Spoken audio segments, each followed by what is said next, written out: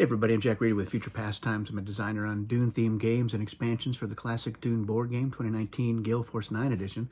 And I've been recently having a lot of offline discussions with a number of Dune fans, playtesters, other enthusiasts, especially for the Dune board game.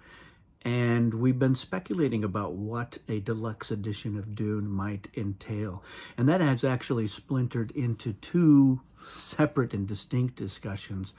One of them is just a really blinged up version of Dune. If there was like a case that was designed to hold everything. I've been recently doing some videos on some of my storage solutions, and I've seen some that have been made available on like Etsy and stuff like that. Some sort of mini solutions.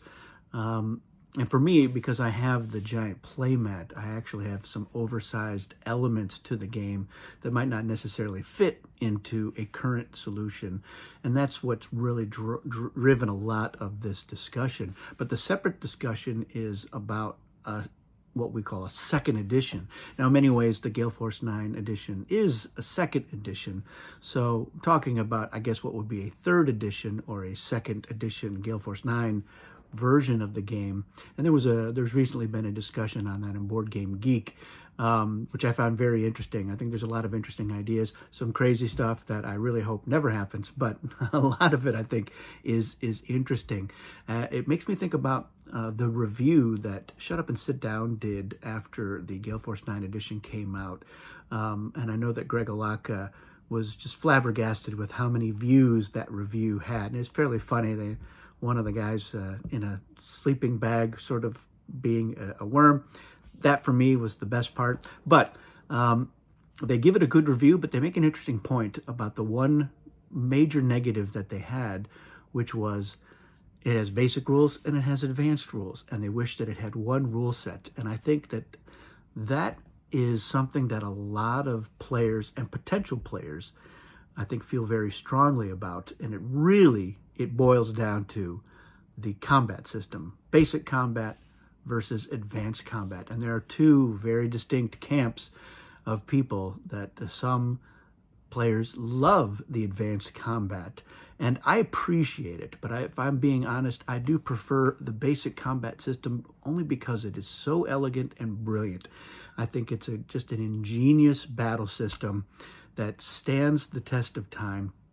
And I think advanced loses a lot of the elegance, especially because it's just not accessible to so many players, just trying to wrap their head around it. And up to a point, it's pretty easy to understand. But then when you get to like the Emperor, which most people will say that's the easiest faction to play. If you have somebody new playing, make them the Emperor. Except if you're trying to teach them advanced combat with the Emperor has the Sardaukar, which has the forces that count as 2 if they're paid spice. And you get into the situation, let's say you have 5 forces in a territory as the Emperor. Some of them are regular and some of them are Sardaukar, and you want to spend spice on some but not all. It's certainly doable. But a lot of people, they look at it and then they're like frozen. You can see the little wheel spinning as they're trying to execute and a command that is just never going to happen, and they break down and they can't do it. So for me, in my opinion, if I was going to be leading the charge on what we'll call second edition, official second edition of Dune, which I think there's an audience for that, and I would love it. I think there's opportunities to revisit a number of the things in the game. And that's also a discussion that's kind of going on at Board Game Geek. And I know that with Brad Johnson, who has led the charge at WBC running the Dune tournaments or participating or both, has been doing some sort of like play-by-forum, play-by-Discord, experimenting with different rule sets, which I find very interesting as well. And so I would be interested in hearing what people think about the idea of a second edition of Dune and where they think there are areas that they would love to see improvement. I definitely, even on the expansion factions, which I was involved on the design of, after a couple of years of seeing them in play and hearing what people think about them, hearing what areas where people are confused about stuff and where we could streamline it or improve upon it, and also looking at the data for how well factions do. It's certainly not a game where I think the designers have ever been focused on, we have to balance these factions out. They very much have been in the school of the table tends to self-balance when you're talking about asymmetrical play. That has certainly been true with Cosmic Encounter, which they created before Dune, to a lesser extent, but still, I think, prevalent in Dune is that can happen. But it's interesting. I think for me, the streamlining would be to make things easier and more accessible. So I would revisit the Bene Gesserit advisors just to make the rules easy to understand and easy to execute and more consistent across the board. So I think that's an area where things could be improved. I would revisit the Fremen altogether. And to be fair, I would have one rule set. There would be just one set. You'd get all the advanced advantages. Maybe you streamline some of those so that you don't have a pile of what I call half advantages. Because that's the thing that people who are like, yeah, we really want to play advanced, but we don't like the spice combat. And it's because they like all those extra advantages. They're very thematic and they're more interesting, and it's a lot more fun to play with the other things that the factions can do. But I understand that. So I think part of it is you got to look at the spice economy. You needed the double spice blows in advanced because of the need for spice dialing. But if you're not going to have spice dialing, then maybe that is not true. I like the system that I've been using in Dune Abomination, which is very similar to how Dune Conquest does the spice blow. Each one spice blow card is 2 spice blows. And you only draw the 1 card, which I think 1 helps the Fremen and 2 makes that Atreides movement advantage where they see the next spice card a little more impactful, because in normal advance, there's 2 separate draws and they only get to see 1 of them, so it's an incomplete picture. With the double spice blow cards, you overall can have fewer spice cards, which means that you're more likely to draw a worm, which makes the Fremen more powerful. And if it is double spice blows, that means that the Fremen have 2 opportunities not 2 opportunities, but from 2 locations. So they could ride the worm from 2 locations. And if they get into a battle in both of them and they lose all their forces in one, they still could potentially have forces in the other one. So I like that idea, and I maybe would lower the amount of spice or have 1 spice blow is, 8 or 10 spice, but the other one is actually less, maybe 4 or 6 spice. So try to balance that out. That's an idea that I think would be interesting to look at, to test out and explore. The reason that I do like the spice dialing in advanced rules is because I think that the presence of spice creates a nice X factor, because otherwise battles can be fairly predictable, because you're looking down, you see how many forces a faction has in a territory, and you know the strength of their leaders, so you know what their possible maximum number can be. But with the spice being the X factor, you actually, that number might not be as high as it look at. It may be lower. It may be that they can't afford to spice dial, to full dial. It may be that they're not willing to spend that spice on that. So it does make the spice a little bit more important, and that, I think, is an interesting element. So I'd want to explore, are there ways to simulate that? Are there ways to get some of that flavor in there? Maybe it's not for every battle, but maybe that's something that you could spend spice for some sort of bonus that's easier to calculate on the wheels. And so, it was an advantage that the economy factions had in battles. It was the reason why Guild could compete with their weak leaders, is because they tended to have a lot of spice, so they could easily send a large force into a territory, and then they could afford to spice dial to a maximum number. Same thing with the Emperor. And interesting, in games that go on, that's something that the Tleilaxu tend to be able to do. They're like, yeah, we just got a fat income in Revival, and now we're ready to go into shipping a movement. We can send a large force down if we want to, and then if we get into a battle, we can afford to full dial. because we're finally getting some wealth, and we're going to get more wealth later on. So if it doesn't work out, we can afford to get all those forces out if we want to. So that's an interesting element that you might lose if you're just using the basic combat rules. So it is worth looking at, but I agree. I think I would want to have one rule set. That's just it. I might be tempted to say, all right, look, if whether we find something that helps to simulate that idea of adding spice to increase the number on your battle strength overall, even if that's not a part of it, and we say it's just going to be advanced rules, or sorry, basic rules, basic combat rules, everything else more or less advanced. That's the rule set. But in the back of the rules, you can say, here's a variant. Here's how to do spice styling as a rule. So to capture that, it was an interesting contribution that Avalon Hill made to Dune. Controversial, certainly. The original designers did not dream that up. They don't use it. They don't remember how to do it most of the time when we're play testing. They're like, all right, no, hold on. How does that spice styling thing work again? And we try to make sure that they're not using starred forces or they're the Fremen, so that, you don't have to worry about it. It's the rest of us that have to worry about it.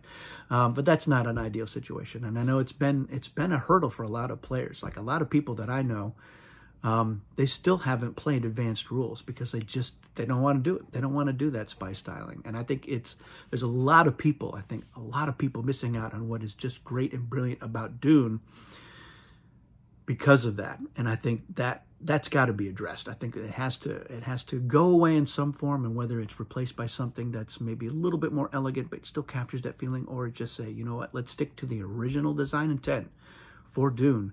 Basic combat, a great system, a brilliant system, in my opinion, the best battle system ever devised. And nothing else comes close. And I've seen some articles. In fact, Peter Olaka recently shared one. It was sci-fi battle systems.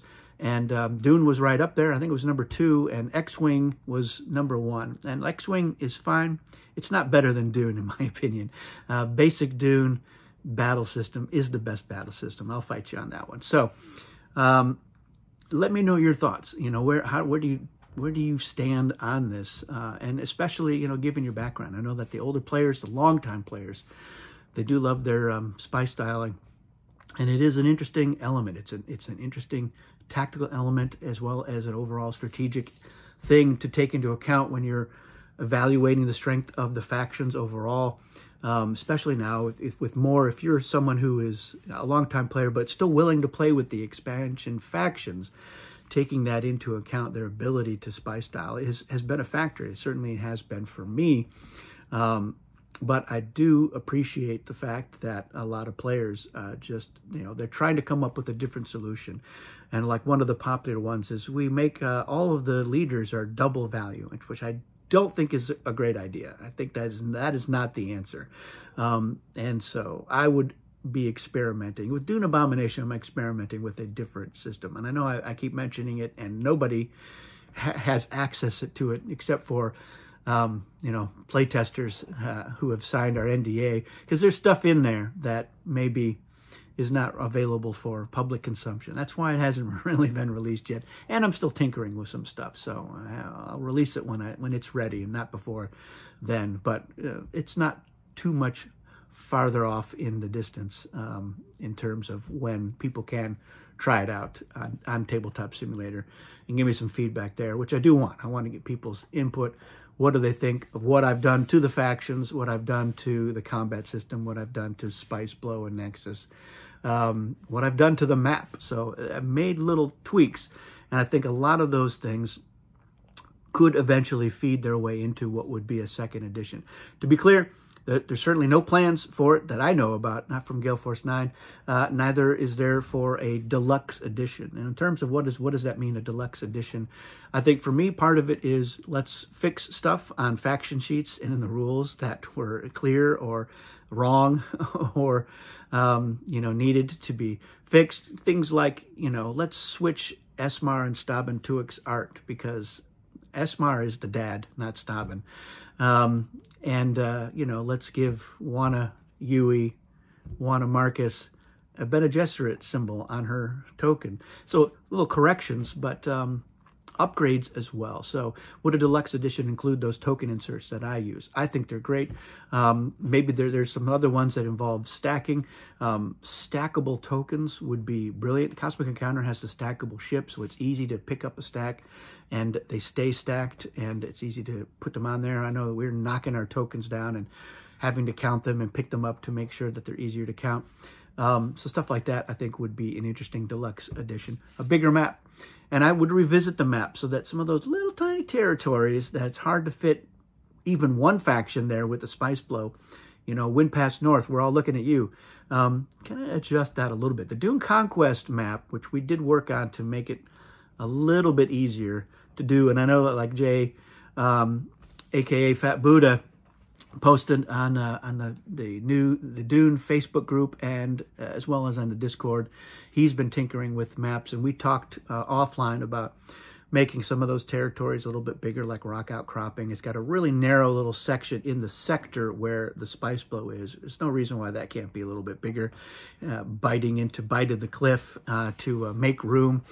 You know, you want the board to be functional, and even though you do have those segments of the board that just don't ever get used, I think, you know, the discovery tokens is a good step into, you know, dealing with that.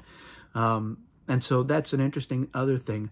Tech tokens is an area that I would love to explore some more.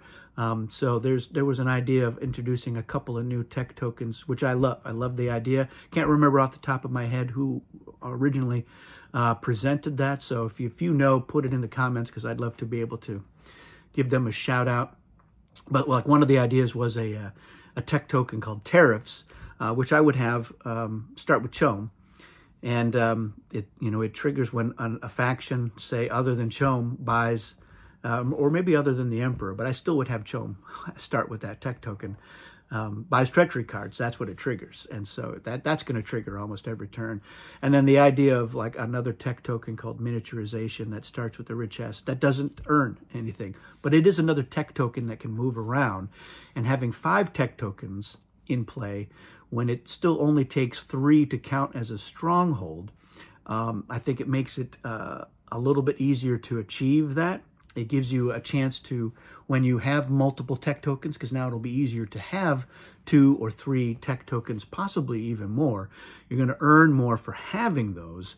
And if a faction, if the Bene Gesserit, for instance, has a tech token and they just keep flipping to advisors every time somebody tries to get into a fight with them to get that tech token, this would deal with that. So that's a deluxe edition sort of thing, maybe also a second edition element that would be in there. So this is just me spitballing off the top of my head. I will probably do additional videos on this topic as we get the discussion going, as other players and fans raise points that are worthy of discussion. I want to discuss it more. And I've mentioned before that I'm going to be starting a series of videos called Battle Language, which is more of an open house that will have guests that participate in it. Hoping to start the first one of those. That's a topic that I would want to bring to Battle Language and discuss more live with other players who I consider stakeholders in the future of Dune board gaming. So yeah, if that's the sort of thing you want to participate in, certainly let me know. But we'll be starting off with the play testers that I've established a relationship with and a rapport, and they know what sorts of things we can and can't talk about in detail. But we can also, we'll probably use Tabletop Simulator as a visual aid so that we can, handle materials even though we are geographically distributed around the globe. So not sure when the first episode of that will drop, but I'm hoping that it will be pretty soon. That's it for this video, everybody. Let me know all your comments. Thanks for watching. We'll see you again soon.